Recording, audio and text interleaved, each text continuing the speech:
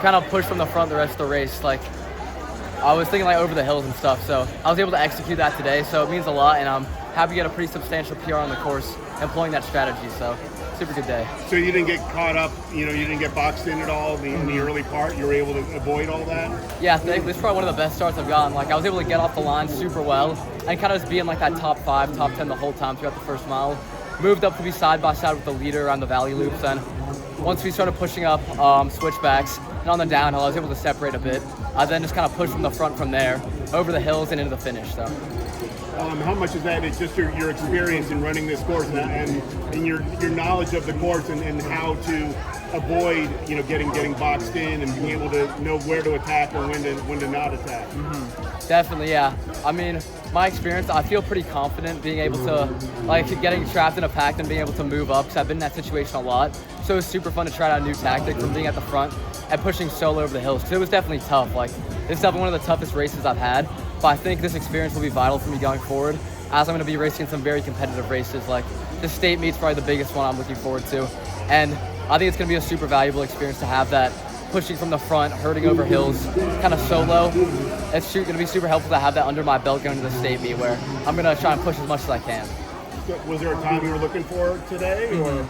I was thinking probably like mid 1440s to 1450s, probably right around the same time we ran to Clovis. Okay. Was probably a realistic goal for today, especially I didn't really know how I was gonna, like, who else was gonna be in the race with me today, so I was thinking like with guys pushing me or maybe running a bit of it solo. I thought like that'd be a reasonable time to run, so I guess that was what I was kind of going for, but realistically, like, if I ran like 15 minutes today or like 1440 today, I would have been happy either way.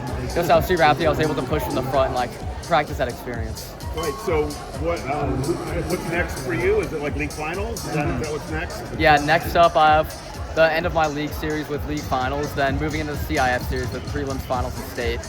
So how do you think this sets you up for the rest of your season? Super well. This is like my last big invitational race until probably CI finals or state, so super nice to have the, I guess, final like prep for those big races under my belt. So now I'll know I'll be able to analyze this with my coaches, figure out what I need to strengthen moving forward with the next coming races, and really just get excited for the postseason and hopefully move on as far as I can. All right, thanks, Olly. Thank you so much.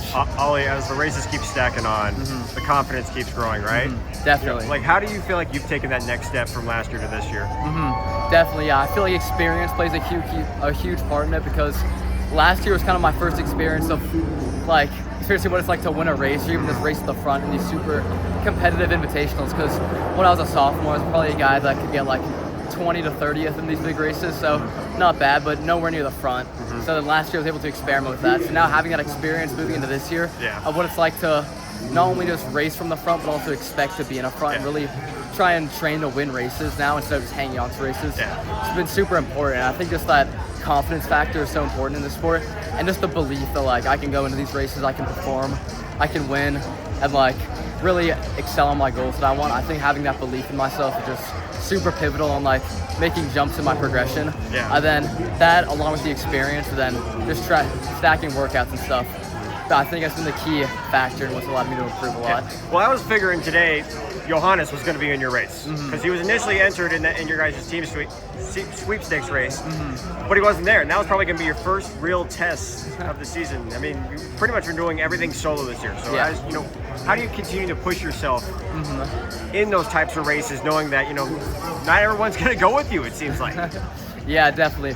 This is a super cool experience to be able to kind of have that, I guess, because after I pushed the downhill on switchbacks, entering kind of like the halfway point.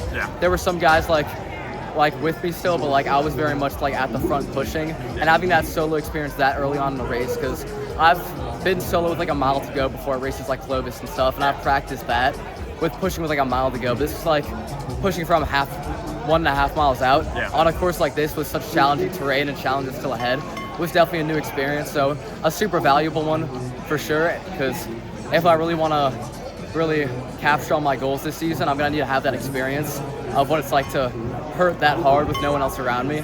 So I think that was super, super important. And then just looking forward for the rest of the season. I think that'll give me some invaluable experience. SAC Cross Nationals? That's the goal, yeah, the big goal. Awesome. Appreciate it, Olly. Thank you so much.